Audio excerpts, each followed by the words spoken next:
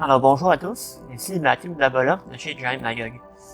Le printemps arrive et la saison de vélo aussi.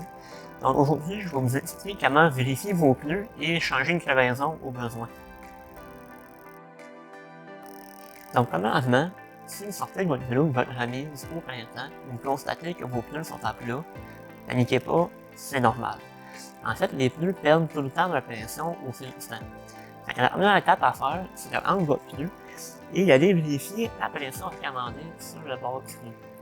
Ensuite, on va gonfler le pneu à cette pression-là et on peut le laisser de côté pendant quelques heures. Lorsque vous allez revenir, si votre pneu est encore bien gonflé, vous êtes prêt à partir. Sinon, il y a des fortes chances que vous avez une crevaison. Donc pour remplacer une crevaison, c'est pas bien compliqué, mais il faut quelques outils. En fait, premièrement, il faut une nouvelle trip qu'on va mettre dans le pneu. Ensuite, on a besoin soit une cartouche de CO2 ou bien une pompe à vélo pour remettre de l'air. Et puis, on a besoin de levier en fait pour enlever le pneu de la roue pour insérer la nouvelle trip à l'intérieur. Premièrement, on va commencer par enlever toute la pression qui pourrait rester encore dans le pneu pour ensuite prendre les leviers et déjanter le pneu pour enlever la trip qui se retrouve à l'intérieur.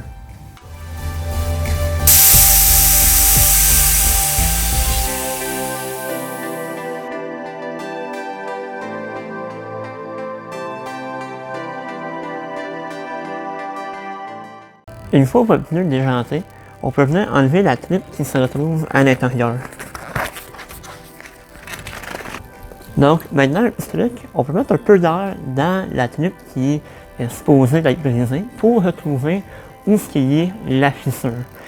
Ensuite, on va prendre le pneu qu'on peut laisser sur la roue et puis en se référant à notre valve, on va essayer de trouver l'endroit puisqu'il y a peut-être un morceau de vitre ou une roche encore dans le pneu.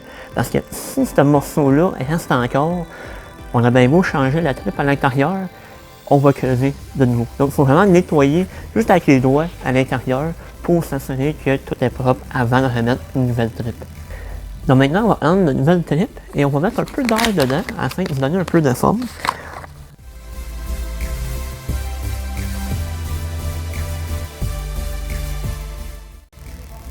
La prochaine étape consiste à insérer la chambre à air à l'intérieur du pneu.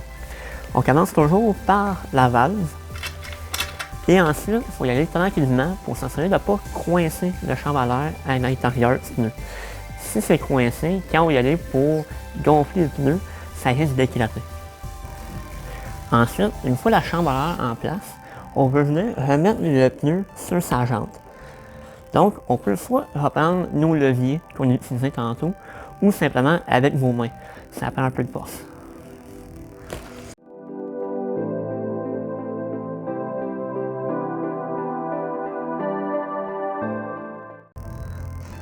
Finalement, la dernière étape consiste à remettre de l'air dans votre pneu. On peut soit utiliser une cartouche de CO2 ou bien prendre une pompe à vélo. Bien important, allez-y tranquillement, mettez-y un peu d'air pour commencer. Ensuite, faites le tour pour vérifier que le pneu est bien en place. S'il y a des bosses qui semblent irréguliers, c'est fort possible que la trip soit coincée à l'intérieur.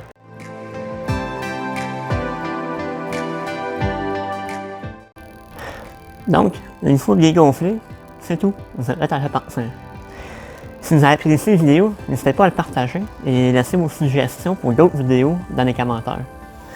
Sur ce, bonne quarantaine et à la prochaine.